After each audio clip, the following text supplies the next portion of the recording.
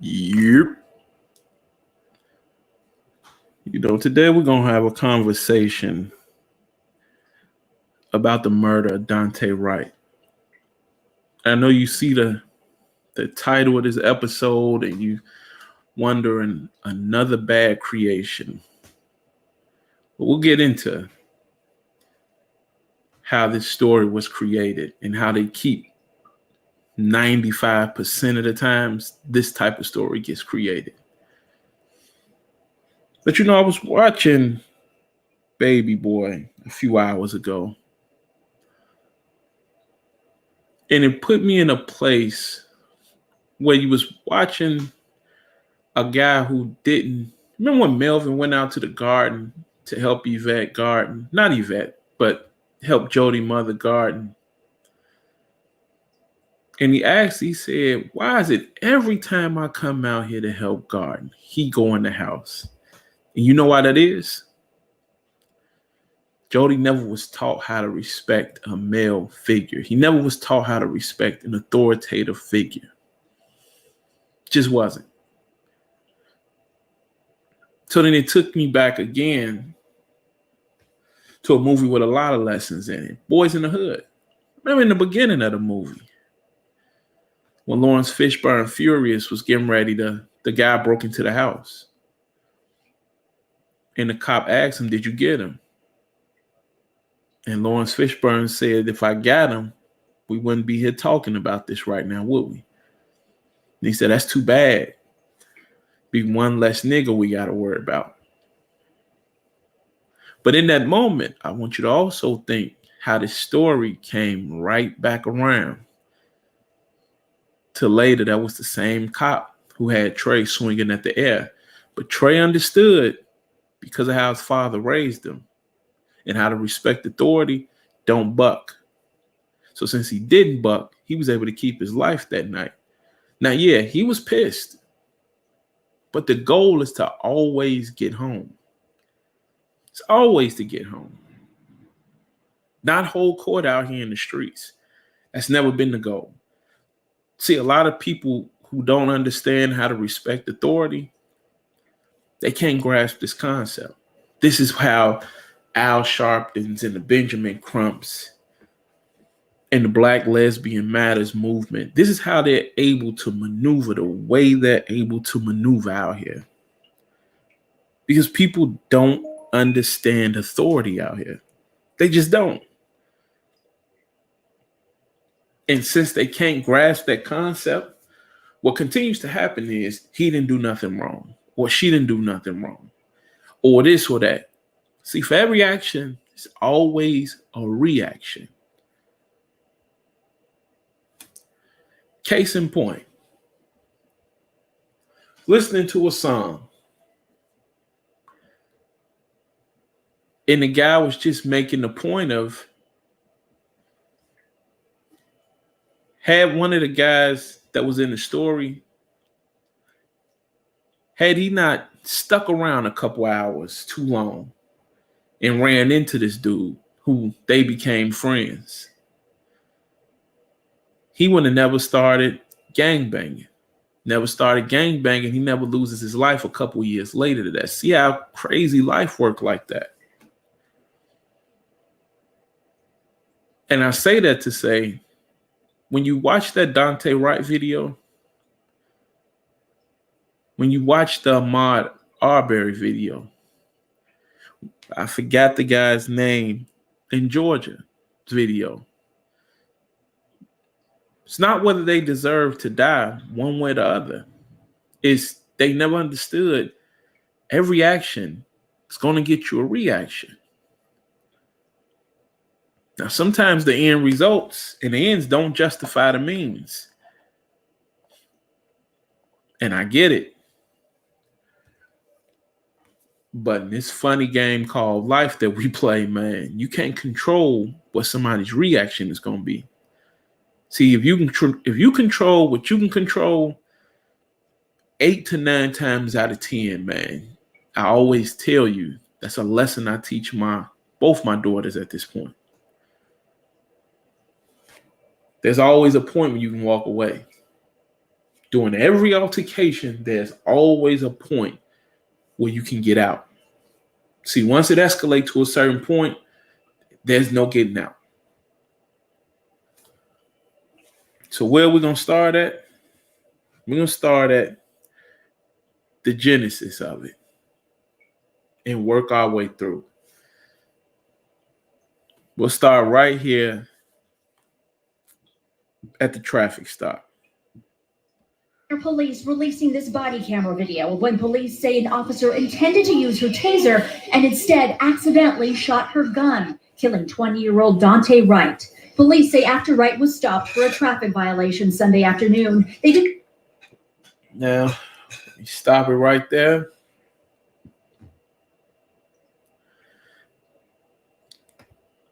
Is it an accident? No, not at all. And even if it was an accident, you just can't justify it. That's like saying, yo, I punched him. I was giving this example to somebody the other day. I could be fighting somebody, but if I punch a guy and I hit him too hard and it'll result in him flipping a certain way or turning a certain way, stumbling and hitting his head on a curb or the concrete, he dies, they're going to charge me with manslaughter for that. So see, for me, whether it was an accident or not, it don't even matter at this point. The result is he died from the situation. So, we'll never be able to find out whether she actually did it or not. Is it possible she could have panicked? Which, again, this is why I keep telling people, you need to find cops every cop needs to live in the community that they're policing in. That's the only way you're going to really be able to start to eliminate a lot of the shootings you have. Any cop that's policing in all of these communities, they need to be living there so they can be familiar with the people inside the community at that point. So okay, yeah, that kid is trouble. That kid is not trouble. That kid got some potential. He just being misguided, which a lot of these kids are. Or he just too far across the tracks and we can't save him. Determined he had an outstanding warrant for a misdemeanor offense. Police began taking him into custody. There was a struggle, and as Wright tries to get into his car, the officer can be heard yelling, "Taser, taser." But the chief of police saying the officer fired her gun instead. The officer heard saying she just shot him. Police never finding a weapon in Wright's car and calling the incident an accidental discharge. This appears to me, from what I viewed, and the officer's reaction and distress immediately after, that this was an accidental discharge that resulted in a tragic death of Mr. Wright. The car continued to drive for several blocks before crashing into another car. Wright was pronounced dead at the scene, despite paramedics trying to save him. There's nothing I can say to lessen the pain of Mr. Wright's family. What I can do is convey my deepest sympathies to the Wright family and be transparent with the information I'm aware of at this time. Overnight, protesters took to the streets. At least 20 businesses were reportedly damaged or looted overnight as protesters threw objects at officers, jumped on police cars, and smashed windows. We will do all that is within our power to make sure that justice is done for Daunte Wright. Wright's mother said he called her as he was being pulled over. And I heard scuffling, and I heard the police officer say, "Daunte, don't run." And then the other officer sat down and hung it up. The officer involved is now on administrative leave. And this is all happening about 10 miles away from the courthouse from where former Minneapolis police officer Derek. Which is why when people were telling me they wouldn't get charged, she wouldn't get charged for this, I told them the climate in this country won't allow for another cop no time soon to not be charged with the shooting of anybody. Anybody dies at the hands of a cop at this point in time, they will be charged. Yes, the police may do their own investigation and say we found no wrongdoing, but that won't stop the prosecutors from coming, the DAs from coming down and prosecuting. So, it'll be handled in the courtroom at that point. And we'll see what will happen to Miss Potter. So then we go But you know, when all this is happening, I come home from work Monday. I think it was Monday. I think I was coming home from work and went to the gym. And when I got in, I just told my wife, just like, I just don't have the bandwidth and the energy to even, check in. Yeah, I heard another black person was killed by the cops. And, and I get the energy and the headspace to deal with it. I'll check into it. But at that point, I was just kind of running off hearsay with that conversation. So doing more investigating, you start to follow the breadcrumbs again, like I said, because these are the cases that's going to garner attention and money. And that's, again, what Benny Crump does his due. It's where Al Charlatan does his due. And it's where the Black Lesbian Matters. They do. Everybody is getting fat off the death of black men. I mean, they living the good life. If you watch Tamika Mallory, she doing Cadillac commercials now, performing at the Grammys. My son moved in a new penthouse. And you ask, what do you guys do for a living? We just activists. So how are you getting paid? Just donations. Through what foundation? You're asking too many questions. Oh, okay. No problem. No problem at all. So then, I go and I say, I see old Benny Crump and Al Sharpton doing what they're doing.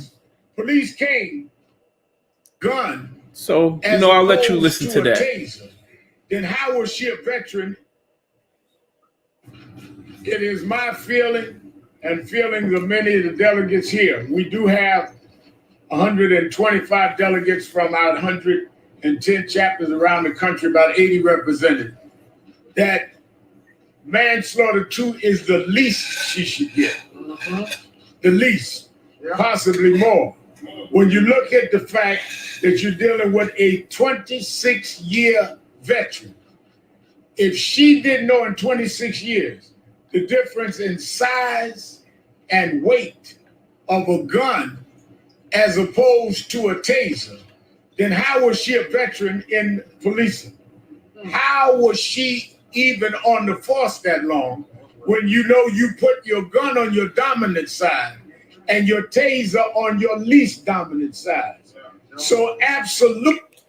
Now, right here, Reverend Al is making great points. But as he continues to go, I'll let you start to hear where this goes from Daunte Wright to Fill My Pocket time.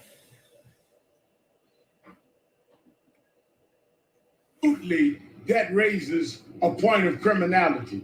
But aside from that, I raised the question on her as I raised the question on the Chauvin case.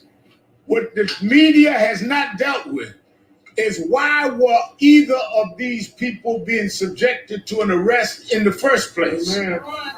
When you look at the fact that this young man... Now, in the Chauvin case, George Floyd had just paid money, just had bought something with a counterfeit 20, I believe it was. That's a crime. They clearly stated by the time Reverend Al had did this, he already knew that they was arresting him because he had an outstanding warrant. He had an open warrant out. But see, this is again how I'll tell you how they start to manipulate you. And they'll turn all these cases and blend them in again. Just like I told you 10, 15 episodes ago, could have been 20 episodes ago, when we was talking about the Ahmaud Arbery case in George Floyd and how those are two different situations. Once again, when they tried to compare the guy's death in Georgia to George Floyd's. Again, I said, those are two different situations. This is a man, George Floyd, who didn't resist arrest, just had a knee on his neck. And you kept it there for almost 9 minutes. See, that guy in Georgia took the taser and shot. Should you have killed him? Who knows? But when you pull out on a police officer, you almost signed your death certificate at that point. Ahmaud Arbery, second he ran around that truck and lunged at the guy with the shotgun.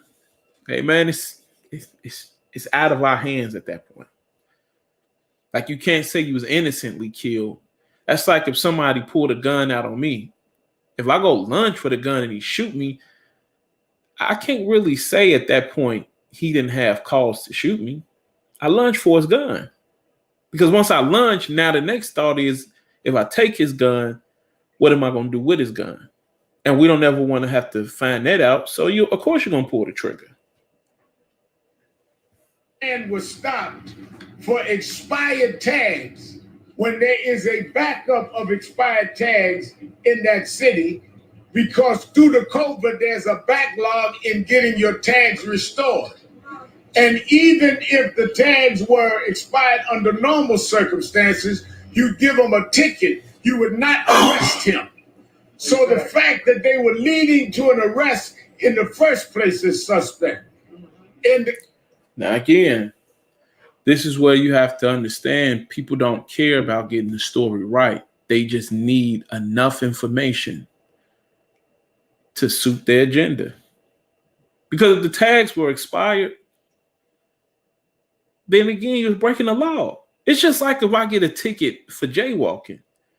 I don't care if you let 1,000 other people jaywalk. The second I do it, I did break the law. So if you decided to enforce it on me, the next question I have to ask is, what did I do wrong, officer? You was jaywalking. Okay. Was I walking outside the lines? Sure were. Then I'm jaywalking. We don't need to talk about the 1,000 other people. We can wait till we get to court to deal with that. But again, when you watch that video, that full body cam video, this kid resisted arrest. They was handcuffing him. He yanked away from the cops, jumped back in the car, and was proceeding to pull off. What did he think was going to happen? Now, again, like I said, did the kid deserve to die? No. Should she have pulled the taser out on him? Because to be honest, her tasing him trying to do what he was doing could have been just as dangerous as anything else. Because had she tased him and his foot was on the accelerator and he kept going, you don't know what happens in traffic at that point while his body's shaking like that. You don't know if you cause a 2, 3, 4, 5 car pile up, just him lose his life. You don't know what's going to happen when you do that. So at that point, it was dangerous even to tase the boy. That's not even the issue. The issue again is, why do we continue to resist arrest? Why couldn't you just get arrested and go in and stand whatever it was they had you on? Go get your bond, come on out, have a seat, and you'll have your day in court. You'll have your chance in court to say, yo, Your Honor, I thought they was a little too harsh on me with this. I just had some air freshener. Okay, I had some expired tags. Whatever it is they had on you, you was going to get your day in court to argue that. When you resist arrest, now you're putting too many different variables into play. The case of that we're dealing with George Floyd, the story we're told is that he allegedly gave a counterfeit $20 bill and to get a pack of cigarettes, and then left the store, and the person that he gave the money to, the counter, gave it to the supervisor because he didn't want it to be charged to him when they added up. He told the supervisor this may be counterfeit. The supervisor called the police. Police came. George Floyd was still sitting outside in the car, which tells you that then he may not have known he had a counterfeit bill. If you paid somebody with a counterfeit bill and got out the store, the last thing you do is be sitting around waiting on somebody to call the police. You'd be in flight. George Floyd should not only not have been killed, George Floyd. Well, you wouldn't be in flight. I know people who paid for meals with counterfeit money. I've seen people fund things with counterfeit money. So to say that, that's you being very simplistic, because that's not the case at all. To be honest, you're banking on he didn't even notice it. And to be honest with you, once it went in the register, you would be more so asking yourself, they usually check the money the second you pay for it. So they should have held it up to the light, and had he known, he would have known it then. So once George Floyd got his change back, why would George Floyd need to run? He wouldn't think nothing is wrong at that point. He would have just been thinking the kid couldn't recognize it. Should not have even been arrested. If they felt it was counterfeit, they should have gone in and said, do you realize this was counterfeit? How did the police determine he was guilty and be the prosecutor and the jury and the executioner? They would have said to him, did you realize this was counterfeit? If he's now, old Al getting old, because just listen to him. Listen to him. Even if the money was counterfeit, he shouldn't have been arrested. Now, this is who's leading you guys. Now, old Reverend Al. Reverend Al Charlatan, the man who's an ordained minister with no church. You have to keep asking yourself, who's funding the lifestyle for these people? I know, but this ain't the episode to go into that. Said, no, do you have other money you can pay for this cigarette? You wouldn't put them in handcuffs and throw them to the ground. This whole two situations, talk and show. So you have to listen to them. Yeah, I know. So you pay for something with counterfeit. That's you stole an item then. But listen to them. You shouldn't have arrested them for stealing. So you're right. Just let everybody steal. Now, I would be willing to bet if somebody bought something from Reverend Al with $1,000 worth of counterfeit money, that he would want them arrested, not a conversation. But at this point, that doesn't fit his agenda. The over-policing that is done in the Black community. I believe if Wright or George had been of a different color in a different community, they would have at most been given a ticket. They would not be dead. We cannot, as we stand here today, having heard the president, having heard the attorney general and others, we demand to deal with the question of there are two levels of policing in this country, one for blacks and one for whites. And we want federal law to be passed and enforced as we go for the passing of the George Floyd Justice and Police Act. Let me say this as I bring on the attorney. I have spoken with the family, the Wright family, and have told. Notice he said our attorney. Ben Crump is the attorney for all of these people. And this is how I told you, it's big business being done. You have to understand, everybody is in the same network, from Reverend Al, Black Lesbians Matter, Benjamin Crump, Tamika Mallory, my son. They all getting paid by the same person, man, and the same people. Oh, and I forgot. Let me not forget the head of it all. The pulpit, the man in the pulpit, Richard Pryor, the man behind the green curtain. Yeah, the man in the pulpit who preached to him every Sunday. Don't forget the Wiz. Don't forget the Wiz. National Action Network is with them. We have said that we will cover the cost of the funeral, just as we have many of the funerals here, Gardner's funeral, the Clark's funeral, and others. And no matter. Notice the names he's saying. All cases where they got fat off of. So you have to keep asking yourself, where's Reverend now to stop all of the violence, though, in New York, in Philadelphia, or Chicago? These people never anywhere to be found when it comes to that. There's no money in that. There's no money in that. See, they need all of this to continue to exist. It's like I tell people when they say, yo, the United States makes so much money, man. They could just end homelessness. Yeah, but if you end homelessness, then capitalism can no longer function correctly. It can't exist.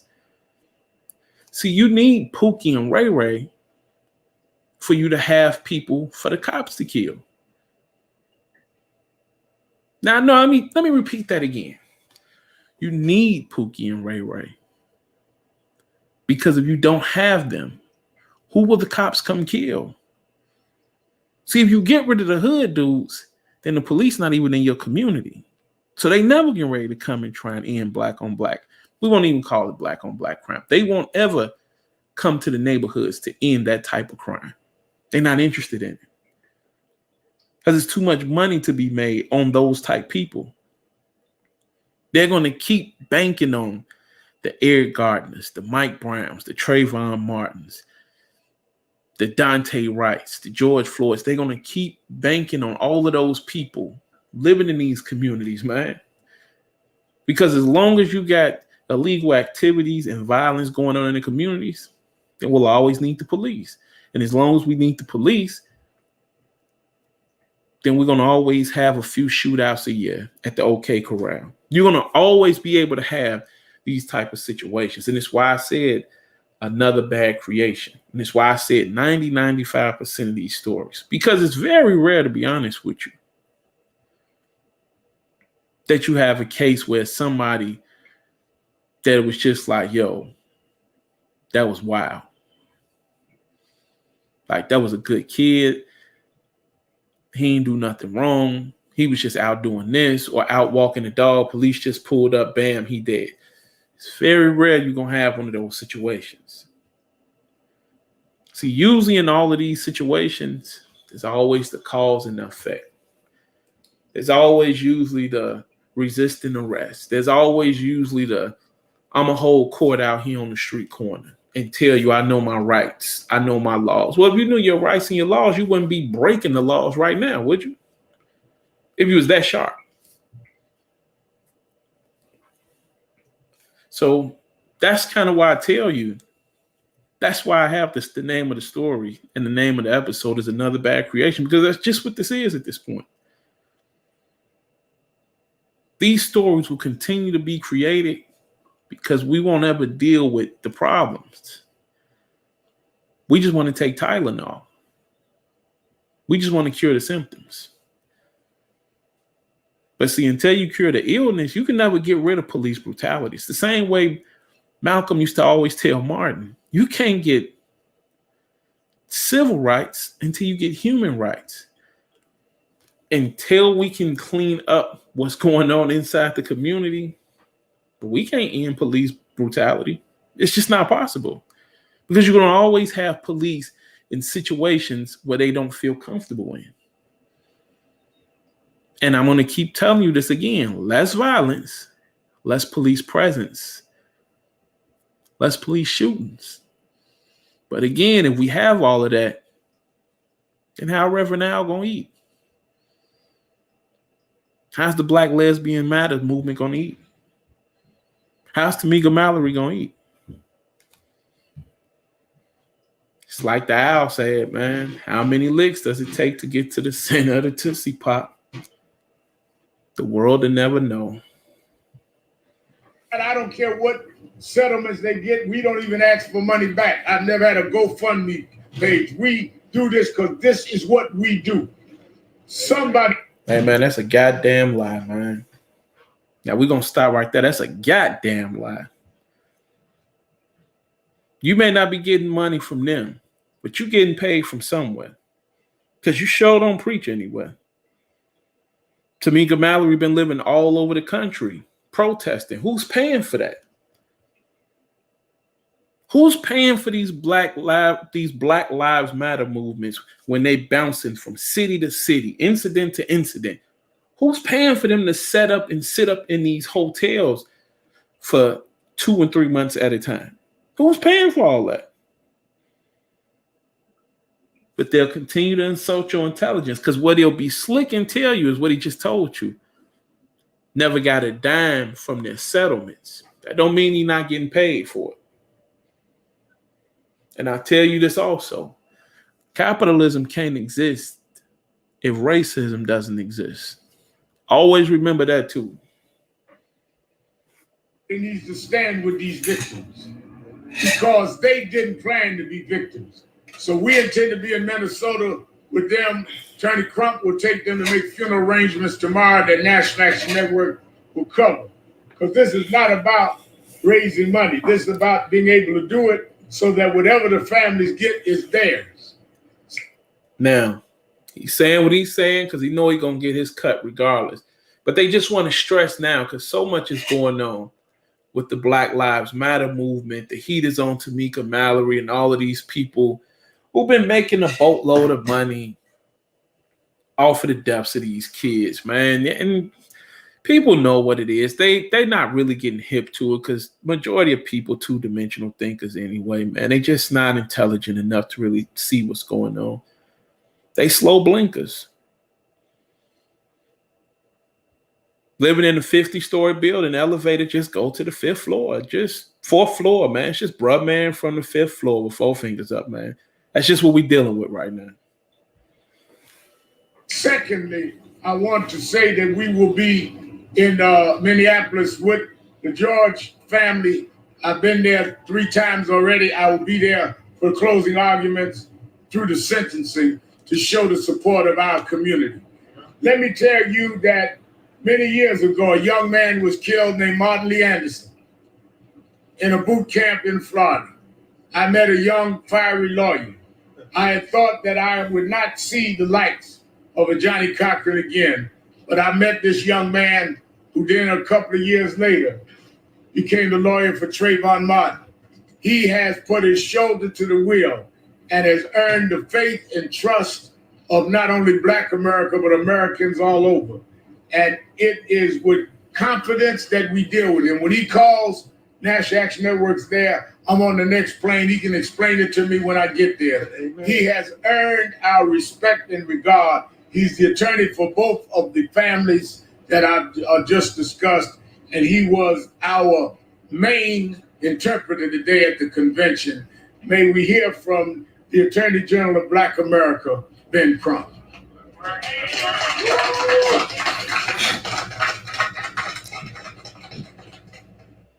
I want you to hear what he called them again. That I just discussed, and he was our main interpreter today at the convention.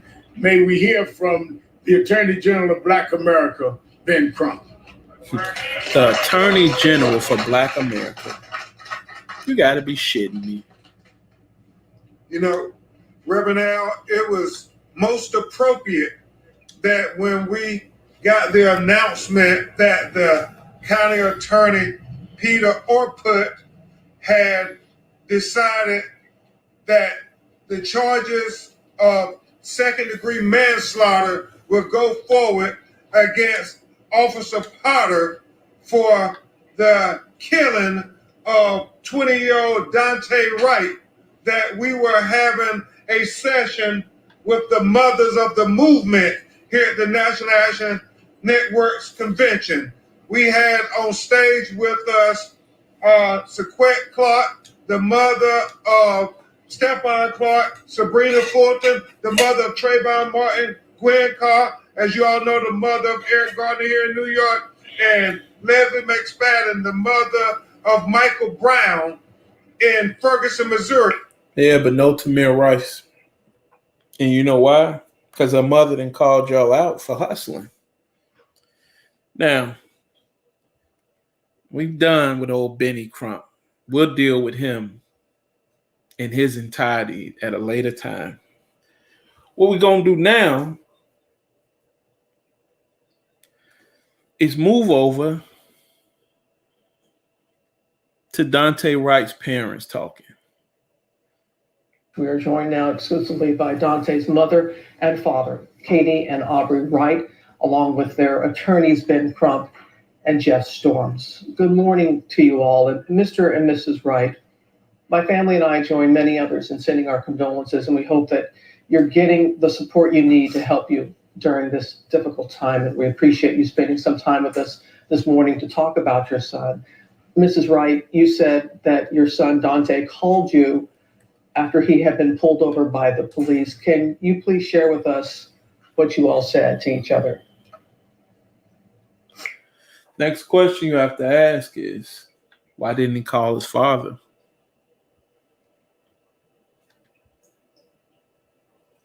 That's why I tell you again, there's a lack of respect for authority figures around here, man. Male authority figures, they just don't respect it.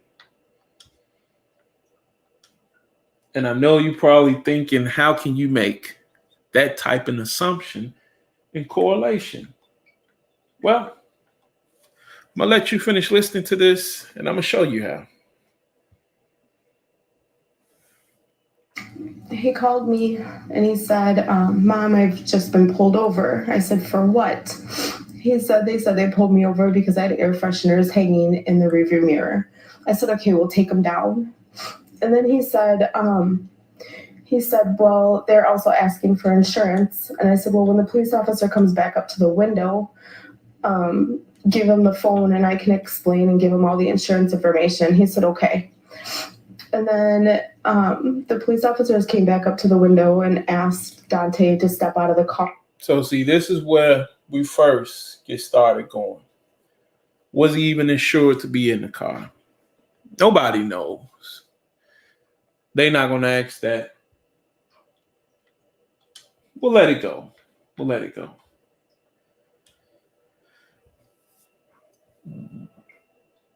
Why would he be putting air freshener in the car if you didn't have it in there? Because obviously, if he don't know what's going on with his insurance, then it's probably safe to assume that it's not even his car. But we'll continue to let the story go. This is, again, how I told you. All of these events in life, they all lead. Every action has a reaction. All these events end up leading to something. And Daunte said, for what? Am I in trouble? And the officer said, we're going to explain that when you step out of the car. And they asked him to put the phone down. And I heard the phone getting put down pretty hard, whether it was on the floor. I don't know where he put the phone down. And then I heard scuffling and the girl that was with him screaming. And I heard. Remember in the first video I played you, she said, I heard him say, why are you arresting me? Now that she done had some more time to get her story together. See, this is when I tell you, watch people speak multiple interviews who really not trained and they not too sharp. That elevator only go to that bruh man from the 5th floor. You start to be able to see already Reverend Al and old Benny. Old Benny, they been moving. An officer asked for them to hang up the phone, and then I didn't hear anything else. I tried to call back three, 4 times, and then the girl that was with him answered the phone, and she said that they shot him, and he was laying in the driver's seat, unresponsive. And then I heard an officer ask her to hang up the phone again, and then after that, this is the last time I've seen my son. I haven't seen him since. I'm so sorry. It's just the anguish. And Mrs. Wright, you were on the phone for so long with your son, and it seemed at first that the things were under control. Do you have any idea how it escalated the way that it did? Why it escalated the way that it did? I don't know. I know my son was scared, He's afraid of the police. Now, I want you to listen. Make sure you remember that. Her son was scared and afraid of the police. And this is again what I told you in the Ahmaud Arbery case.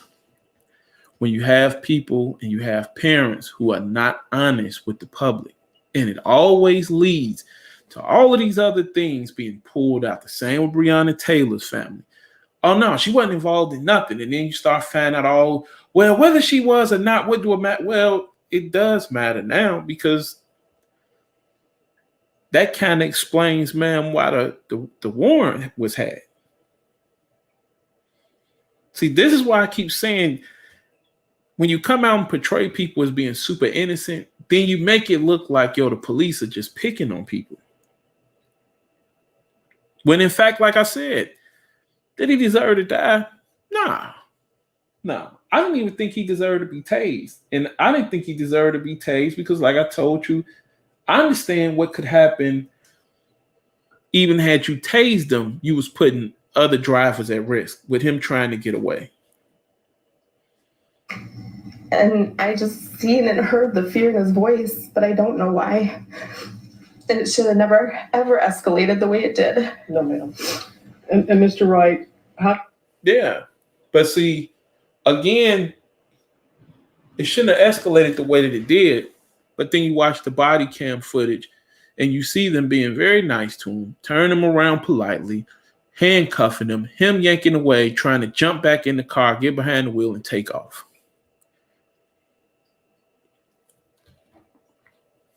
Had he just continued getting arrested and going to jail, going to get his bond, he'd still be here.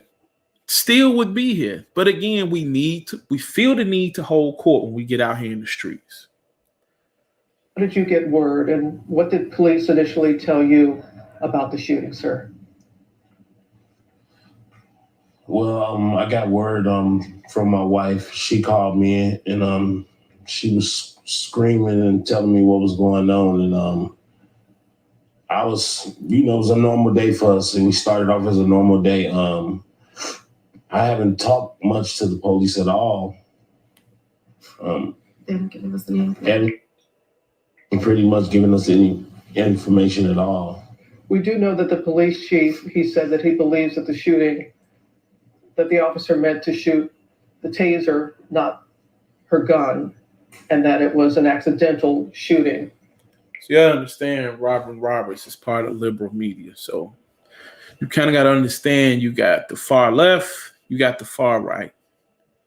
There's never really like a happy medium for any of this. Like, you really have to go find certain YouTube people, certain podcasters that'll kind of just give it to you for what it is. A lot of these people on national TV, the news media, they spoon feeding you on either side. They either giving you the liberal side or they're giving you the conservative side.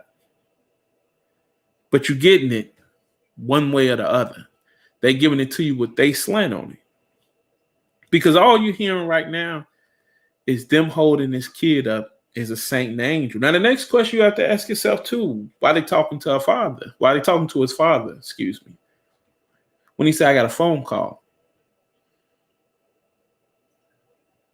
Just regular day. Wasn't at work. Wasn't at nothing, huh?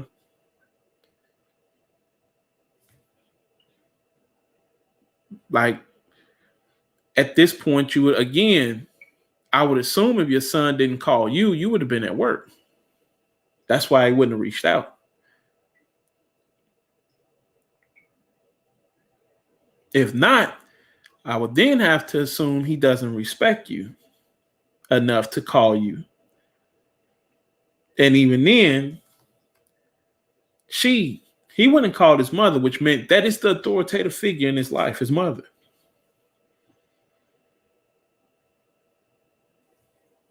Call it how you want to call it.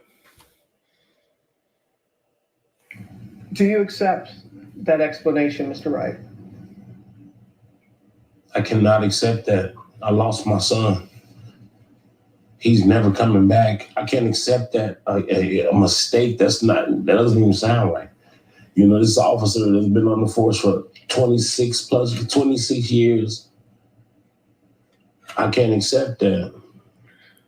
He forgetting the words they told him. That's all it is right now. I told you the elevator stop at the 5th floor, but bruh man from the 5th floor. And Mrs. Wright, we know that the mayor has called for this officer to be fired, to be relieved of her duties. What would you like to see happen, ma'am? I would like to see justice served and her held accountable for everything that she's taken from us. And we do know that people are outraged, as in the reports, and we're seeing how people are upset. Many people are upset that, again, another Black man has lost his life at the hands of police. But you all have been consistent in calling for peace and calm. So, Mrs. Wright, what do you want to say to those who want to take to the streets on behalf of your son? I want to say thank you so much for the support and standing by us and making sure that my son's name has been heard, and asking for justice and asking for that we get everything that we need out of this, and making sure that my son's name doesn't get swept under the rug and forgot about. And are you still calling for peace? Are you still hoping that they can do this, a protest in a peaceful manner? Yes. Mr. Crump, we know that you're there in Minnesota for the Derek Chauvin trial. Now look at this. This plumb dumb bastard of a father ain't had nothing to say but 26 plus years. That won't bring my son back. We want justice. That's it. Nothing profound to say. Nothing at all. Your time to shine and you bumbling over 26, 27 plus years. Unbelievable. Unbelievable, man. Unbelievable. Therefore, the Floyd family, as you're now there with Daunte's family. And as Daunte's father said, and as we said in the report, this police officer, 26 years, not a rookie, 26 years on the force, was actually training another officer at the time. Sir, what has to take place for this to stop happening? Well, Robin, as Attorney Storms and I learned last night, that she was a training officer. And so it's not about training. It's about implicit bias. It's about giving the same respect and consideration to people of color that we give to white American citizens. We don't see these sort of things happening to white young people that we see happen over and over and over again to young, marginalized. Now, again, I'll tell you, that's not true also. I could do 100 to 200 episodes of the last 3 years of white people getting killed. That's just not what the media chooses to show you. That's all. And it's why I said racism, capitalism can't survive without racism. They need poor Black people to think poor white people are treated better than them. And it's vice versa. They make poor white people feel that poor Black people get more welfare and they get better, they get treated better in the system, in the welfare system than they do. When in fact, both people are fighting for the same thing. But that's not even what this is about. So then, we go to the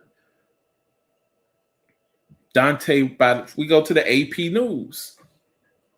And I was shocked to see the AP News had a slant like this, where they had Daunte Wright, Dalton dad, ball player, slain by police. Became a father while he was still a teenager and seemed to relish the role of a doting young dad, his family and friends said. Family photo shows him holding his son, Daunte Jr., at his first birthday party. Another shows Wright wearing a COVID-19 mask, with his son wearing a bib with the inscription, "Always Hungry." He had a 2-year-old son that's not going to be able to play basketball with him. He has sisters and brothers that he loves so much. His mother, Katie Wright, said Tuesday on Good Morning America. His aunt, Nisha, said he was a lovable young man. His smile, oh Lord, the most beautiful smile, she said. Wright attended 3 different high schools, including Edison High School in Minneapolis, where he was voted class clown as a freshman. Somebody has attended 3 different high schools. That's cold for he was a problem child. And he had behavior issues. But we'll let that go. He was a charismatic kid. He would joke with you, and he was so witty, Mason said. He was one of those kids that everybody looked up to. He was also voted class clown as a freshman. During mentoring sessions, Wright would talk about what he hoped to do with his life, Mason said. Now, again, youth development specialist and mentor at the school, Jonathan Mason. Again, that's code for positive male role model for children with bad behavior. He said, I want to be an NBA player. I want to be a fashion designer. I want to be a business owner, Mason recalled. I said, if you grow up, you can be whatever you want to be. If you grow up, what does that mean? Either you out here in the streets playing around or your behavior. That could have been taken so many different ways, but we won't even worry about it.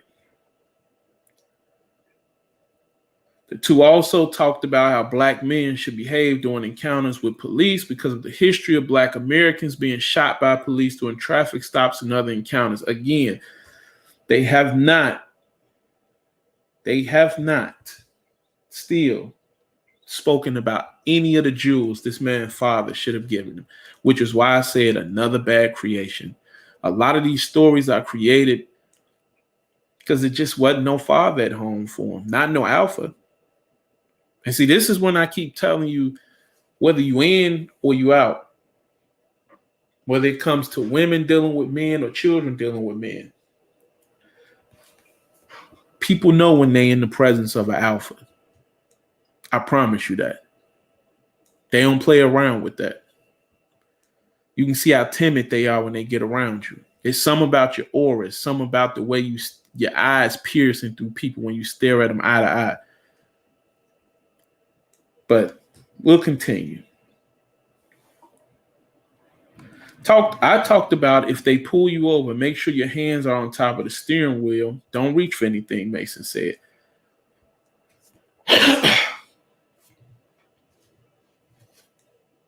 We're not going to keep talking about why that should have been a conversation his father should have had with him.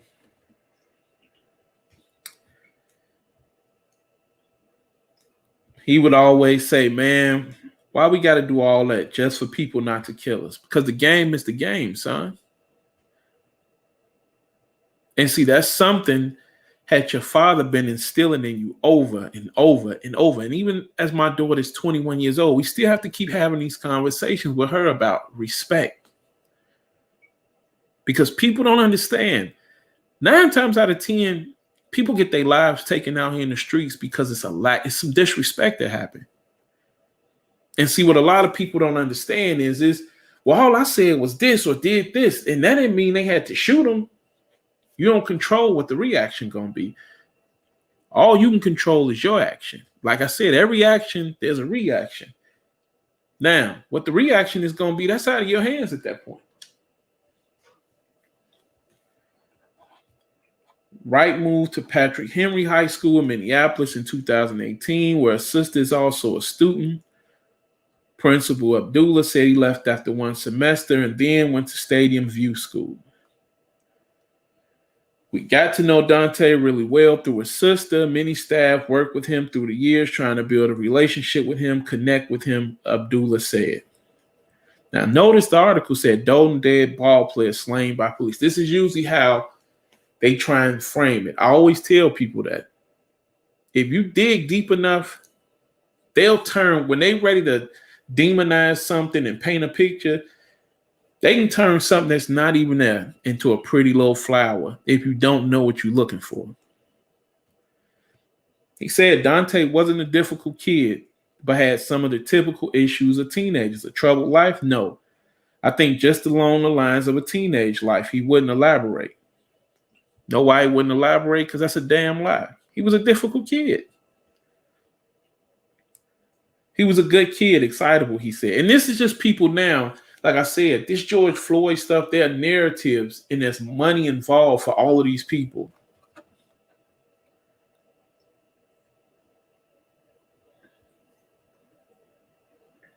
Now, you got people saying after he was killed Sunday, his family learned of a connection between Wright and George Floyd, the black man whose death under the knee of a Minneapolis police officer nearly a year ago sparked nationwide protests. Floyd's girlfriend, Courtney Ross, said she worked with Wright while he was a student at Edison High School. Ross was a teacher's assistant and counselor at the school, said Mason, who worked with Ross. I'm crushed. It's enough that Floyd is gone, but for one of my youth to be gone as well, Ross said Tuesday during a protest against police brutality in Minneapolis. He was just a wonderful, beautiful boy, Ross said. Now, what you have to understand through all that you read, why they kept telling you his parents have told you he was this, the teachers told you this, 3 high schools. Not one time did they say the kid graduated. Not one time did they tell you he was all conference, all section, all city, all state. Yet, he was a Daunte dad and a ball player. Well, any of us ball players. But when you start saying somebody's a ball player or NBA dreams, you need to be all something. Or are you just trying to paint a picture and a narrative at this point? Which is what they usually trying to do. Which is why I said I was shocked that AP would put something like that up. So then we get to the last article we'll talk about before we wrap all of this up. Comes from the Insider.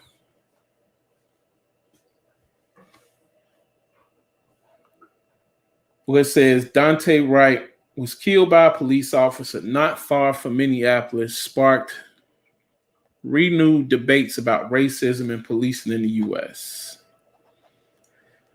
Officers said that when they sought to detain him on an outstanding arrest warrant, Wright attempted to flee and an officer fatally shot him. Okay, we understand that already.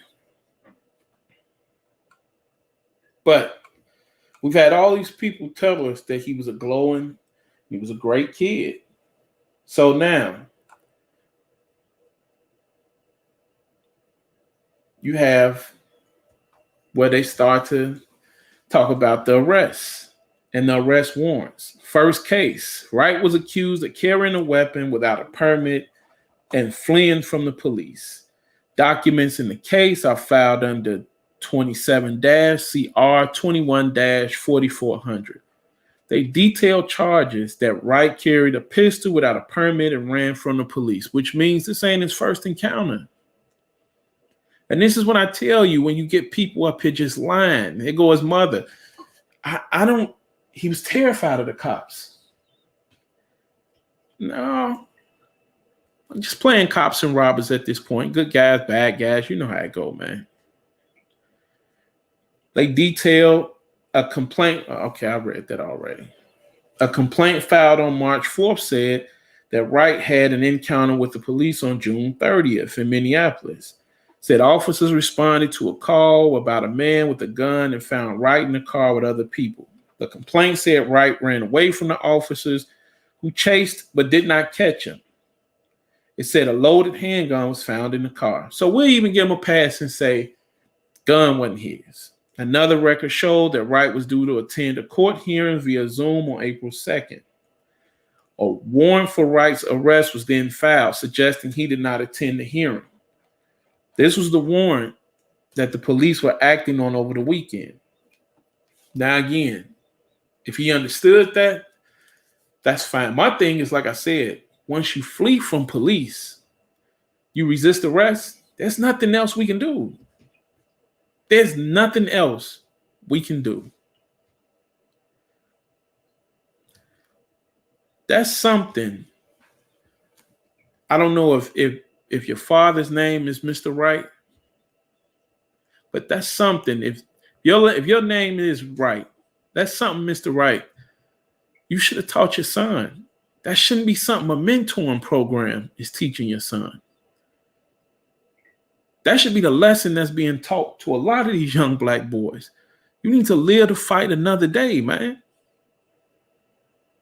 That's it. You got to hope to live to fight another day. We'll deal with this when we get to the courtroom. And that, Mr. Wright, is how you get Daunte Wright out of those situations. See, a lot of this fall on you if he's fleeing from the police, man. Because these conversations you should have had with him already. I wouldn't expect his mother to know his mother white. She don't come from the side of the tracks we come. Well, let me not say that. She could. But she don't understand what it's like to be a black man in America. You do. You understand that. So when I'm reading that other people are mentoring your son, when I'm reading and I'm hearing from your wife, his mother, that he called her instead of you when he was in trouble, I have to ask you, where are you at? Where are you at in all of this? Arthur Martinez, a public defender who represented Wright, told the Daily Beast that neither he nor Wright had ever seen a document. He obviously didn't get it, and no one notified me, Martinez said. And see, with a public defender, you know who they work for. So he would have been trying to get him to take a plea regardless. So whether he did or didn't, you can't really rely on a public defender to be honest anyway. His job is basically to get the case over with. The last document submitted on Tuesday said the case was being dismissed because of Wright's death. Now, we get to documents in the case are filed under 27-CR-19-29850. In December 2019, Wright and another man were charged with first-degree aggravated robbery. They were accused of forcing their way into a woman's home and trying to steal $820 from her at gunpoint. Again, ma'am, you're doing all of this crying about how fair it is. You want justice to be served. Justice was to be served, and you was worried about justice being served. Your son would be in jail already and probably not dead. But like I always tell people in the hood, this is why a lot of parents don't want those issues in the hood dealt with, because they understand where their children going. They know what it is already. But that's not something they want to deal with. So they'll do all of these other, they'll do all these other things. They'll have all these other conversations. They'll tell you, yo, he was a great kid. He was this, he was that. He was scared of the cops. Ma'am, he out here robbing women. Do you understand the type of man you was raising? That's robbing women at gunpoint for cash. That's lower than the lowest of lows and weaker than the weakest of weaks. That ain't even, that's beyond the code of the streets, man. You don't rob women. You don't touch little kids. Wright was accused of breaking his bail conditions last July. Documents allege that Wright was in possession of a gun and had failed to contact his bail officer. The record said Wright was again detained but was released on bail in September, Which again, ma'am, you keep saying, because we know who bailed him out. He was afraid of the cops. No, he wasn't. You know the kid you raised, which would explain why he tried to flee and get out. Because he understood what was going on already. He was probably under a lot of heat and a lot of pressure in the justice system already. Let's see, Mr. Wright, I got to come back to you with this, my man. Look at who you married, which is cool, man. If that's who you love, that's who you love, man. But somebody got to be the authoritative figure. Somebody got to be that boy's role model, man. You failed that little boy. Not a little boy, 20 years old. You failed that young man. You failed him on all levels. He out here robbing girls, resisting arrest, no respect for authority. Could be wrong, but again, they never mentioned him graduating high school. What were you doing with him all the time?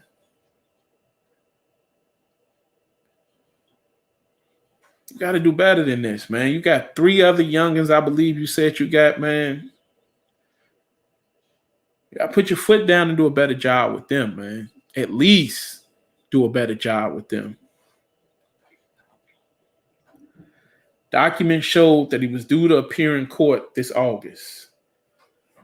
There is no evidence of outstanding warrants related to this case, meaning the police would have no reason to arrest him because of it. Documents also show cases that have concluded. Wright was charged in August 2019 with a petty misdemeanor for disorderly conduct and fined. He also pleaded guilty to a petty misdemeanor charge related to marijuana in August 2019. In an emotional call to CNN's Don Lemon this week, Wright's aunt hit back at the people seeking to damage her nephew's reputation. Nobody damaging any reputation. What he did was what he did. That's the life he lived. That's the life you guys was okay with him living. And that's fine. But see, this is when I keep telling you, if you get ahead of the story and just be honest and say, yo, yeah, my nephew he was involved in this. He was a street dude. He was doing all of this other stuff, but he ain't deserve to die. That's one thing. When you say you're a good kid and it's found out he's not, what you want him to do at that point? Because now they got to look at you and say you lying. And then it comes to it don't mean nothing what he did. That's fine. It don't mean nothing what he did. And it don't. None of those things have, well, we can't say none of those, man, because to be honest, once he got pulled over, the warrant was the reason he was getting arrested. And whatever happened to him had him ready to, he jerked away from the cops who was putting the handcuffs on him, man. And he tried to get back behind the wheel and drive off. So you got to ask yourself, what was going through his head that we raised a kid who was getting arrested, who would yank away with one handcuff on and get behind the wheel and try and take off and get on a high-speed chase with the cops? Because that's what basically was getting ready to happen. How did it get to that point? So we can look at the death, but you got to ask yourself one thing, Mr. Wright and Miss Wright. How did it get to that point? Another bad creation, which is why I named it that. I'm ending this podcast with this question here, and I'll say it again. How did we get to that point? That kid was robbing a woman of $820. How did we get to the point where he violating his parole and his bail, violating his bail, but having a gun on him? How did we get to the point where you're getting arrested and you yank away and try and get back behind the wheel and lead the police on a high-speed chase? How did we get to that point? That's a question y'all gonna have to figure out. That's a question Black America gonna have to start figuring out. How do we get to the point of where these things are actually happening? It's your boy, the Hood Nerd. Bring you another deep dive. My condolences to you, Mr. and Mrs. Wright. What I'm asking you is, again, like I said, how do we get to this point? And what type of accountability do you two take in how all of this played out? It's your boy, the Hood Nerd. I'm out.